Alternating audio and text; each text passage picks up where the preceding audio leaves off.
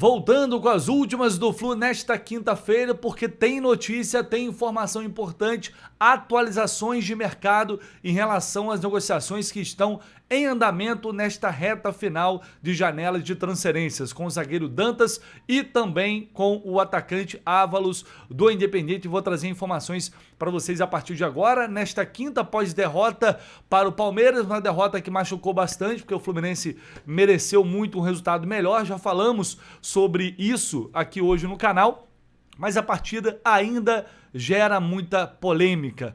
O pênalti marcado a favor do Palmeiras ontem, muito debate, Paulo César Oliveira falando que foi pênalti mesmo, porque o Fábio acabou tocando no pé do Vitor Roque, mas para além dessa questão da penalidade em si, outro ponto que rendeu muito debate, muita discussão, foi simplesmente o Palmeiras dando saída na bola nos dois tempos. Um negócio completamente bizarro, em mais um capítulo da agora profissional.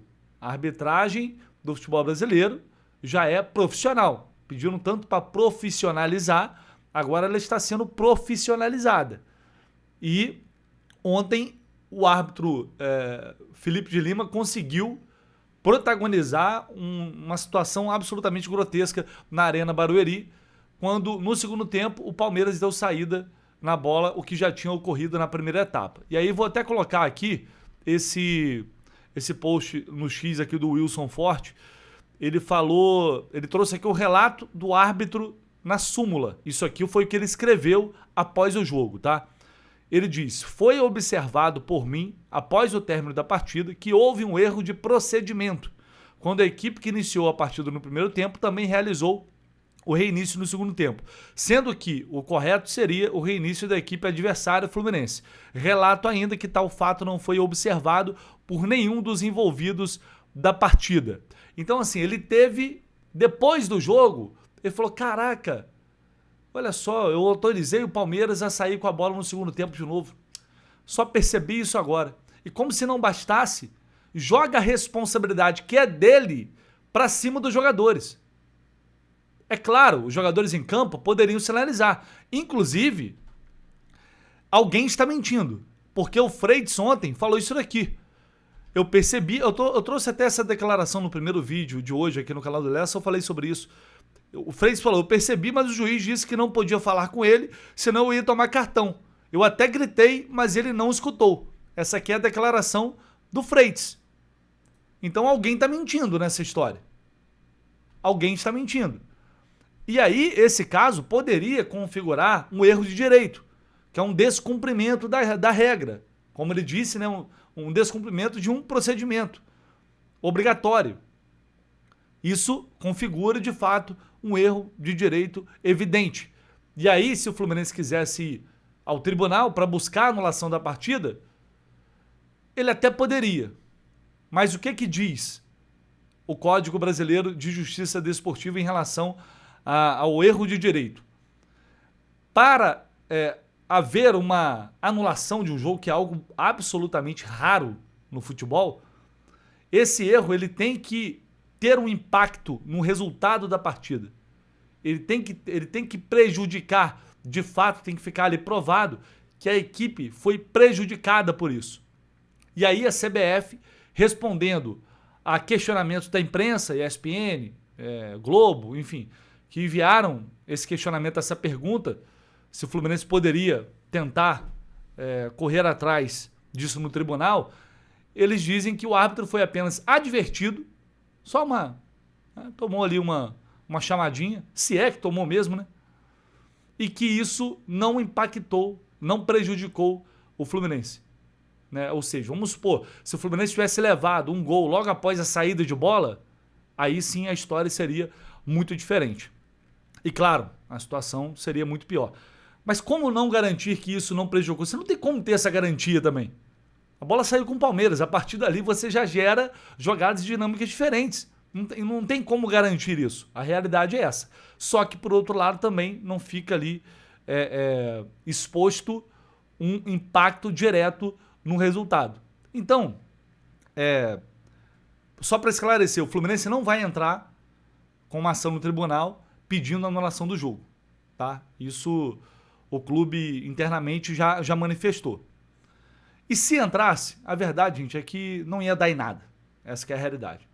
Não tinha elementos ali suficientes para chegar no tribunal e pedir a anulação do confronto com base em erro de direito.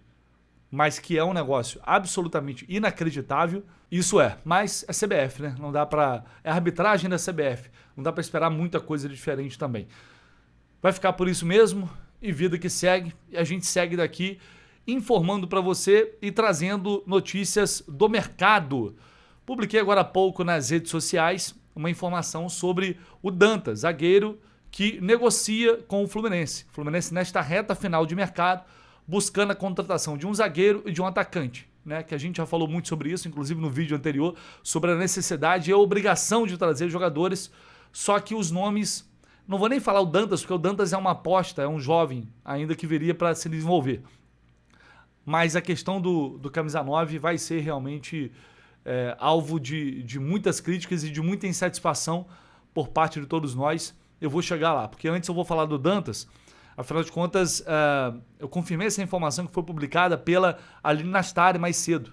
Eu já tinha recebido uma notícia de que, olha, o Fluminense provavelmente vai fazer a proposta, fica atento aí. Na terça-feira, eu relatei aqui que o Fluminense já havia avançado nas conversas para alinhar ali os termos para um possível negócio, ou seja, os valores envolvidos, as condições, modelo de negócio, enfim, o Fluminense já tinha avançado bastante nesse sentido, mas faltava a oferta oficial, faltava ali a proposta, chamada proposta na mesa. Essa proposta chegou nesta quinta-feira, na verdade eu não sei se nesta quinta-feira, talvez tenha sido ontem, enfim, mas isso também não afeta muita coisa. E é claro que dentro de uma negociação, de uma conversa, é totalmente possível, né? Não é nem necessário, não deveria ser necessário explicar algo desse tipo. É totalmente possível você avançar nas conversas, alinhar as questões e depois chegar e fazer a proposta. Isso aí é o que mais acontece no futebol, totalmente natural, nem sempre nessa ordem. Mas nesse caso, foi isso que aconteceu, como eu trouxe aqui. Só que o Botafogo ele já tinha interesse no Dantas já desde o ano passado. Então é um atleta que ele já vem buscando há um tempo. O Botafogo percebeu a movimentação de outros clubes e acelerou para fechar logo antes de ser atravessado. E aí fizeram a proposta e parece não, a Aline informou isso e o pessoal do GE também está informando que o Textor tem uma contraproposta em mãos para avaliar, possivelmente com valor à vista. O Novo Horizontino está pedindo 3 milhões de dólares por 80% do jogador e quer receber isso à vista. Ao que tudo indica, foi feita uma contraproposta para saber se o Textor aceita pagar à vista. E aí, a situação do Fluminense vai depender disso também, de uma resposta do Textor. O Fluminense fez uma proposta que acredita ser muito competitiva, bastante atrativa para o jogador, que viria aqui, brigaria por espaço e poderia se tornar titular da equipe, e diante das condições que foram apresentadas, como relatei aí, o Fluminense acredita que fez uma boa oferta. Agora o Botafogo já tinha chegado antes, eu não sei a ordem, se o Fluminense já sabia da proposta do Botafogo, se não sabia. Normalmente é natural que eles se falem ali internamente. Então o Fluminense já chega sabendo o que tem que fazer para ficar com o jogador. Mas como o Botafogo estava lá, o Novo Horizontino está esperando uma resposta para, se não acertar com eles, encaminhar o acerto do Dantas para o Fluminense. Eles tinham pedido um tempo para deixar para resolver tudo. Após a semifinal do Campeonato Paulista, o Novo Horizontino vai enfrentar o Corinthians, final de semana, mas enfim, são muitos interessados, as coisas estão acontecendo e podem evoluir. Então o Fluminense entrou forte nessa briga, 2 rivais brigando mais uma vez por esse jogador de 21 anos, que, como eu disse, chega como uma promessa, um jovem que vem se destacando e teria que ter espaço para se desenvolver. Não é um atleta que eu digo que vai chegar e vai resolver os problemas da zaga do Fluminense. Eu acho que é importante deixar isso claro. Mas, enfim, a negociação está acontecendo, como eu tinha relatado, já tem uma situação avançada dos dois lados em relação aos valores. Agora resta saber quem vai topar fazer a negociação dentro desse modelo que o Novo Horizontino está solicitando, beleza? Então a gente vai seguir aqui apurando e trazendo as informações para vocês à medida que elas forem sendo atualizadas. E Gabriel Ávalos, jogador do Independiente da Argentina, a gente sabe, o Fluminense está na briga, está negociando para trazer esse atleta, uma contratação que vem sendo muito contestada e com toda razão, dá para entender o sentimento de todo mundo. Pode ser hoje o dia decisivo para fechar ou não com o Ávalos. E a Etic Sports, que é uma das referências lá na Argentina de informação, eles publicaram aqui mais uma novidade em relação ao contrato oferecido pelo Fluminense. Diz aqui que o Ávalos pode deixar o clube em breve, já que as negociações continuam entre o clube de Avejaneda e o Fluminense, que fez uma oferta irrecusável ao jogador de 35 anos. Reuniões entre as partes estão agendadas para hoje. O principal objetivo da conversa será chegar a um acordo sobre o financiamento da oferta de 3 milhões de dólares, ou seja, a forma de pagamento que o clube brasileiro apresentou há alguns dias por 100% da transferência. Oferta que foi rejeitada pelo Independiente. Caso a equipe comandada pelo Zubeldia melhore sua oferta, a saída de Ávalos pode se concretizar. Além disso, o contrato de 3 anos oferecido ao jogador é significativamente melhor do que o seu salário atual no clube de Avejaneda. Aí, cara, vamos lá, né? A gente vem noticiando, vem informando, relatei para vocês a dificuldade de conseguir apurar mais detalhes internamente no Fluminense, tá muito fechado dentro da cúpula de futebol, então a gente, mesmo às vezes buscando entender o que o clube está pensando, qual é o ponto, por que está sendo feito dessa forma, por que não assim, a gente não tem essas explicações, né? A gente vai, à medida que a gente consegue falar com uma fonte aqui, outra ali, a gente vai conseguindo absorver algumas coisas. Agora, 3 milhões de dólares já é muita grana para um jogador de 35 anos.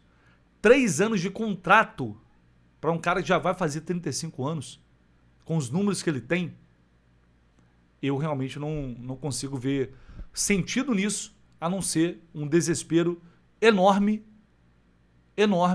capaz de passar por cima de um bom senso necessário para simplesmente não queimar a grana. E não trazer um atleta que não vai chegar para resolver. Essa é a questão.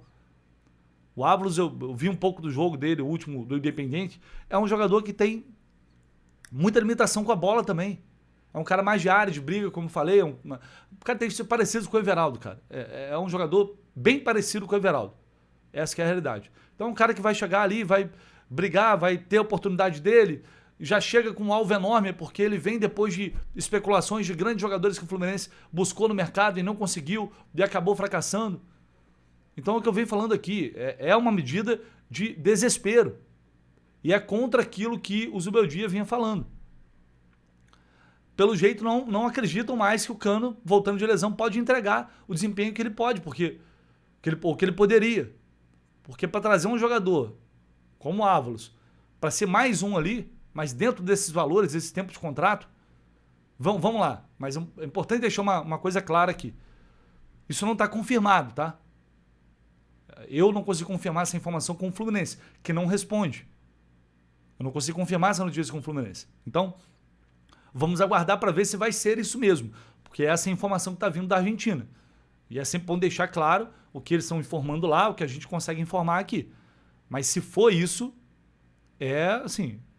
beira o inacreditável uma proposta desse tamanho por um atleta que realmente vai chegar apenas para compor elenco, para suprir uma necessidade de quantidade, não de qualidade. É muita coisa, é realmente impressionante o que virou essa reta final de janela de transferência do Fluminense. Aliás, que janela! Enfim, eu estou esperando para tudo acabar, ser resolvido, para depois a gente debater e fazer um conteúdo específico sobre isso, mas é realmente e negativamente impressionante o que virou essa reta final de janela de transferências para o Fluminense, janela que termina no próximo dia 3 de março, ou seja, semana que vem não tem mais janela. É o Fluminense correndo contra o tempo e pode, quem sabe hoje, até acertar essa contratação. Beleza, pessoal? Vamos ficando por aqui. Deixa aí seu like se você puder, seu comentário, se inscrever aqui no canal. É muito importante. Conto com vocês. Tamo junto. Valeu, hein?